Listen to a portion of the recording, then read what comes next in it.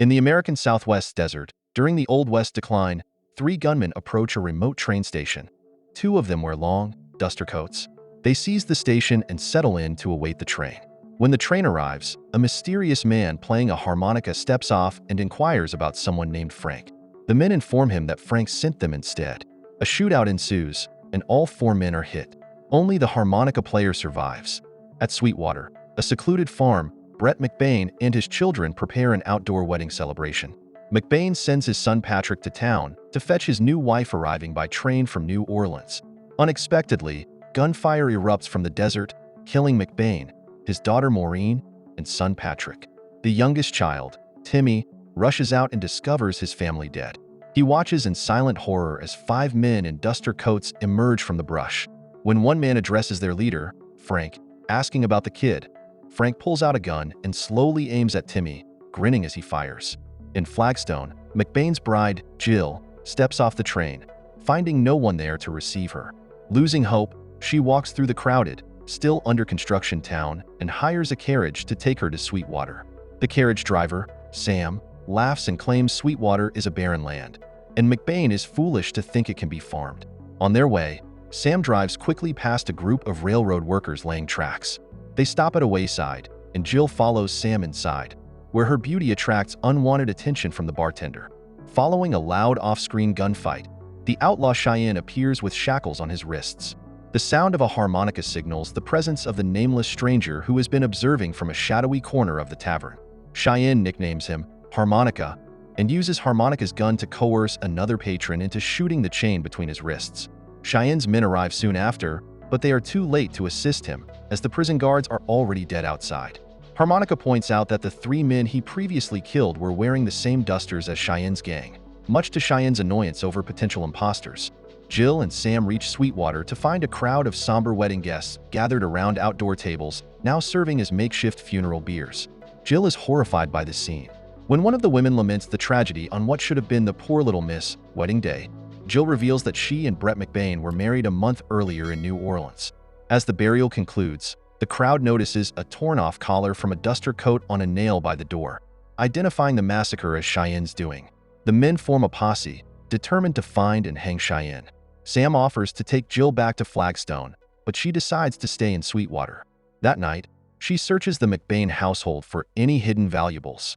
That night at the Flagstone laundry, Harmonica violently interrogates Wobbles, demanding to know why Frank didn't come to the train. Wobbles has no idea. He only set up the meeting. Harmonica thinks Frank was at the McBain farm then, but Wobbles insists Cheyenne did that. Everyone knows? We've got proof. Harmonica isn't convinced. Frank often fakes evidence. Jill discovers a trunk filled with small models of buildings, including a detailed model of a train station with a swinging sign labeled Station. She hears a harmonica outside and fires a shotgun into the darkness. The harmonica sound recedes. In the morning, as Jill is about to leave for good, she finds Cheyenne at her doorstep. While his men wait outside, he barges in and asks for coffee. He mentions being chased by a posse all night and helps make a fire for the coffee. Cheyenne insists he would never harm a child. "I'm not as bad as people think." He came to see the scene of the crime he's being blamed for. Both he and Jill are puzzled about the killings and why they occurred since the place seems worthless. Cheyenne guesses McBain might have hidden a treasure. Jill says if he did, she didn't find any. Knowing she is at the mercy of Cheyenne and his men, Jill serves the coffee. In a private railcar, the ailing and wheelchair-bound tycoon Morton criticizes Frank for murdering the McBains. Morton had only intended for Frank to intimidate McBain, not kill him. Now, with Mrs. McBain's unexpected appearance, the murders seem futile. Morton began his railroad project within view of the Atlantic and is determined to reach the Pacific before his death. He hired Frank to clear minor obstacles from the tracks, yet Frank has ambitions of becoming a wealthy businessman himself. Morton warns Frank that he will never reach his level since Frank doesn't grasp that money surpasses the power of guns. After being intimate with Jill, Cheyenne finishes his coffee and departs with his men. Jill prepares to leave with her luggage. However, Harmonica confronts her and demands she stays. He aggressively throws her down and starts tearing at her clothes, causing Jill to panic. Instead of harming her, he removes the white accents from her black dress, leaving her in full mourning attire. They head to the well for water, but are ambushed by two of Frank's men. Harmonica kills them, and from a distance, Cheyenne observes Harmonica's skill with a gun. Jill goes to the laundry and asks Wobbles to inform Frank that she knows everything and wants a personal negotiation. Although Wobbles initially denies knowing Frank, Jill insists and then leaves. Wobbles heads to Morton's private train, oblivious that Harmonica is tailing him. Morton chastises him for coming, but Wobbles argues he wasn't followed and thought Morton and Frank should know about Mrs. McBain. When Frank notices Harmonica's shadow on the ground, he realizes someone is on the roof and signals for the train to move. Out in the open countryside, Frank captures Harmonica. A hazy flashback appears of an unidentified man walking through a desert landscape, but no explanation is provided. Frank has Harmonica brought onto the train and bound. He kicks Wobbles off the train and shoots him down just before Wobbles can reveal Cheyenne's presence hiding under the train's undercarriage. Harmonica informs Frank that the two men he sent to kill Jill are dead. Recognizing Harmonica as the man who wanted to meet him, Frank demands to know his identity. Harmonica responds with the names of two men Frank has killed. Morton interrupts the interrogation to remind Frank of more pressing matters. Jill, Frank, along with 3 of his men, rides off on horseback to deal with Mrs. McBain personally. He leaves 3 men behind on the train to guard Harmonica and keep an eye on Morton, whom he distrusts. Frank instructs the men to meet him at the Navajo Cliff, and the train resumes its journey. Over the next few minutes, Cheyenne cleverly eliminates the 3 gunmen one by one and sets Harmonica free. With Morton now in their grasp, they opt to deal with him later, deciding instead to stop the train and ride to Jill's aid. In Sweetwater, Jill is puzzled by the arrival of a large quantity of lumber and building supplies that McBain ordered. Since he paid in cash, it all belongs to her.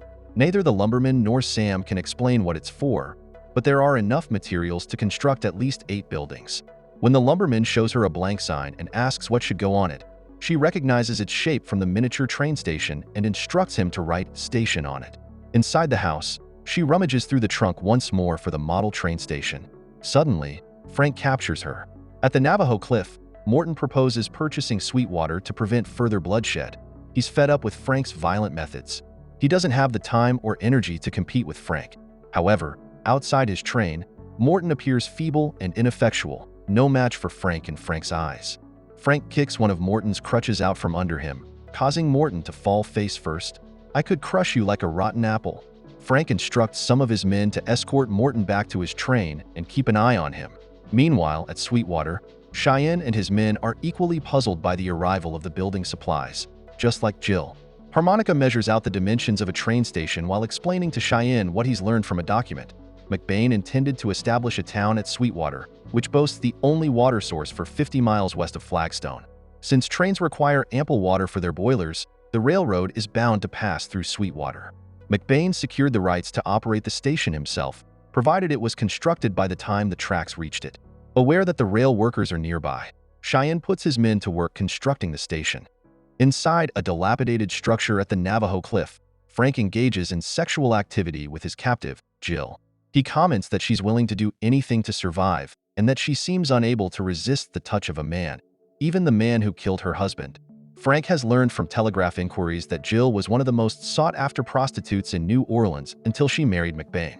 As he undresses her, he entertains the idea of marrying her to gain control of the land. Realizing he would make a terrible husband, he devises a quicker, simpler solution.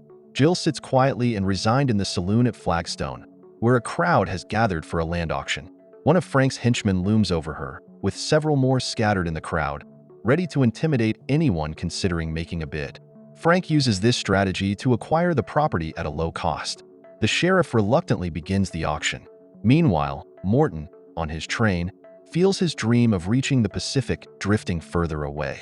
He joins a poker game with 4 of Frank's men who are now holding him captive. Instead of dealing cards, Morton hands out $500 to each man to buy their loyalty. Back at the auction, one of Frank's loyal men bids $500 for the farm. Just as the sheriff is about to finalize the sale, Harmonica counters with a bid of $5,000. Likely part of a plan of both men, Harmonica brings in a furious Cheyenne at gunpoint to claim the reward money for his capture to cover his bid. The sheriff places Cheyenne under guard on a train headed to Yuma, where there's a new, more secure prison. However, 2 of Cheyenne's followers board the train with one-way tickets to the next station. Meanwhile, one of Morton's men rides into town to inform the others about what happened in the poker game. Jill feels grateful to Harmonica for saving her farm, and she begins to feel warmly towards him. Frank enters the saloon and offers Harmonica $5,000 for the farm, plus $1 silver profit. He again asks for Harmonica's name, and Harmonica replies with the names of 2 more dead men. They all lived until they met you, Frank. This triggers another flashback, with the image of Frank walking through the desert becoming clearer. Harmonica turns down the offer, but uses Frank's silver dollar to settle his drink bill.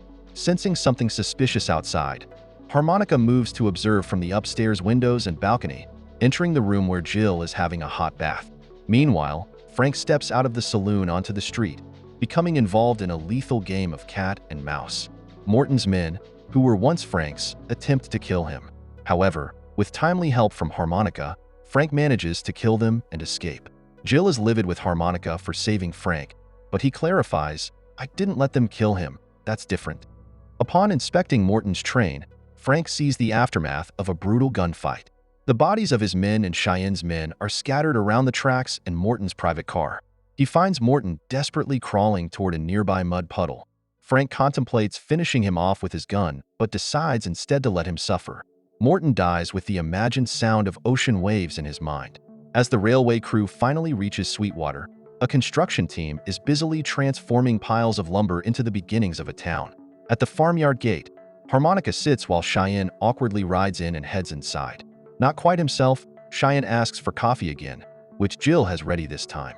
They both have a sense that something significant is about to happen with Harmonica. Cheyenne remarks, "He's whittling a piece of wood. I have a feeling that when he stops, something big is going to happen." Frank approaches the gate, causing Harmonica to pause his whittling. They converse briefly. Frank concedes he's not cut out to be a businessman, saying he's just a man. Both men recognize they belong to an old breed that's dying out with the advance of the modern world, which is now arriving right beside them. Then Frank brings up what really matters. The future means nothing to us. Nothing matters anymore. Not the land, the money, or the woman. I'm here to see you, because now I know you'll tell me your true intentions. Harmonica replies, "Only at the point of dying." Frank acknowledges this with a simple, "I know," and they step out into the farmyard for their ultimate confrontation. Meanwhile, inside, Cheyenne starts cleaning up and shaving as he observes the railroad advancing. He tells Jill to take water to the workers at the tracks so they can admire a beautiful woman. If one of them pats her on the behind, he suggests she play it off like it's nothing. They've earned it. As Frank and Harmonica position themselves for the duel, Harmonica recalls his past with Frank. In a flashback, a younger Frank emerges from the desert to the remains of a Spanish mission, a lone arch with a bell. He places a new harmonica into a young man's mouth, instructing him to keep his loving brother happy. The young man's hands are tied behind him, and his older brother, also bound, stands on his shoulders with a noose around his neck. Frank and his men stand by, waiting for the inevitable moment when the youth will collapse and cause the hanging. The older brother, in his last act, curses Frank and pushes his younger brother away. The harmonica falls from the young man's mouth as he hits the ground. Frank and Harmonica face off, both drawing and firing their guns. Frank spins around, staggers a bit, and drops to his knees. He asks Harmonica again, Who are you?" In response, Harmonica places an old, worn harmonica in Frank's mouth. Memories flood Frank's mind. He recalls a boy falling in the dust and a harmonica slipping from his mouth. Cheyenne tells Jill that neither he nor Harmonica is right for her. He explains that there's a part of Harmonica, tied to death, that makes him unsuitable. After Harmonica deals with Frank, he will come in, gather his belongings, and leave. True to Cheyenne's words, Harmonica enters, collects his things, and tells Jill he must go. Jill is wearing a low-cut dress. They exchange a lingering look before he opens the front door and takes in the view of the emerging town. "Sweetwater's going to be a beautiful place," he says. Jill hopes he'll return someday. With a doubtful someday, Harmonica departs. Cheyenne also says goodbye, giving Jill a playful pat and telling her to pretend it means nothing. As they ride away, Cheyenne stops, dismounts, and collapses. Harmonica sees that Cheyenne is fatally wounded, having been shot by Morton during the train fight. Cheyenne asks Harmonica to leave, not wanting him to witness his death. Harmonica turns away and soon hears Cheyenne fall over, dead. A work train then arrives in Sweetwater, stopping at the station with its "station" sign in place. Harmonica carries Cheyenne's body away, while Jill brings water to the arriving railroad workers. Don't forget to subscribe and turn on the notification bell if you want to watch more videos like this. Thank you for watching and see you again soon. Take care.